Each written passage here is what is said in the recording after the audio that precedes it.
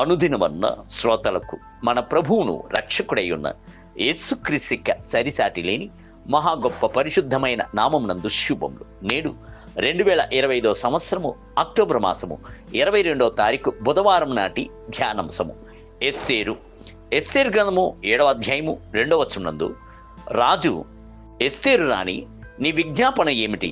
అది నీకు అనుగ్రహింపబడును. నీ మనవి ఏమిటి?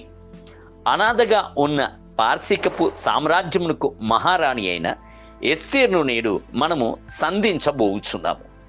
ఎస్తేరు ఇజ్రాయేలు ప్రజల కొరకు ఉపవాసముండి గోజాడిన ఒక ప్రార్థన యోధురాలు. ఆమెకు భర్త అయిన అహష్వేరోషు రాజు 127 దేశములను పరిపాలించుచు వచ్చెను. అందులో ఒక దేశము పలానా దేశమని చెప్పబడి ఉన్న మన ఇండియా దేశము. ఎస్తేరు గ్రంథము 1వ అధ్యాయము 1వ వచనం. ఎస్తేరు అను మాటకు నక్షత్రము అని అర్థమునై ఉన్నది.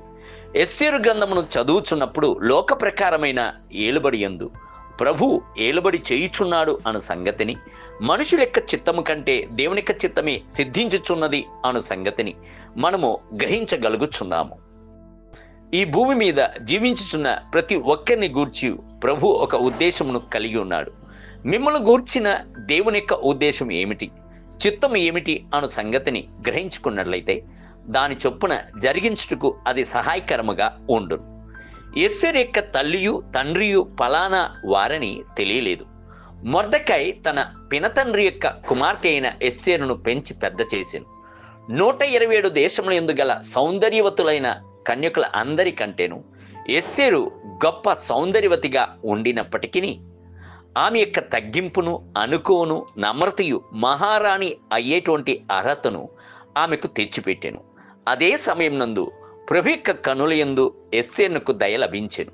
తనను పెంచి పెద్ద చేసిన మొర్దెకైనకు ఆమె లోబడి ఉండేను. ఎస్తేరు గ్రంథమును చదువుచున్నప్పుడెల్లను 4వ అధ్యాయం యొక్క 14వ వచనము నా హృదయమును తాకుచుండును. నీవు ఈ సమయం నందు ఏమీయూ మాట్లాడక మౌనముగా ఉన్న ఎడల యూదులకు సహాయమును విడుదలయు మరి యొక్క దిక్కు నుండి వచ్చును గాని నీవును నీ తండ్రి ఇంటి వారును నశించుదురు. నీవు ఈ సమయమును బట్టి రాజ్యమునకు వచ్చితివేమో ఆలోచించుకొనుము అనుటియే ఆ వచనము. ఎస్తేరు గ్రంథము 4వ అధ్యాయము 14వ వచనం.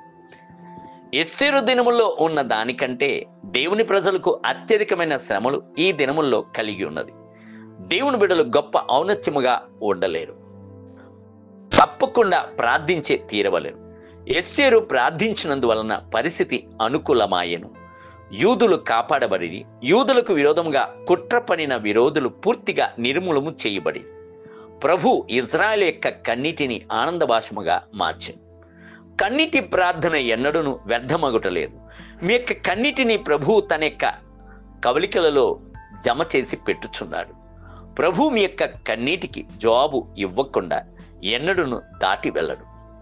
దేవుని బిడ్డలారా, మీ యొక్క కుటుంబం నందు వచ్చుచున్న పోరాటములను, శత్రు యొక్క కుట్రలను, పంపించబడుచున్న బాణామతి వంటి దురాత్మలను నిర్మూలము చేయనట్లు ఉపవాసముండి ప్రార్థించుడి.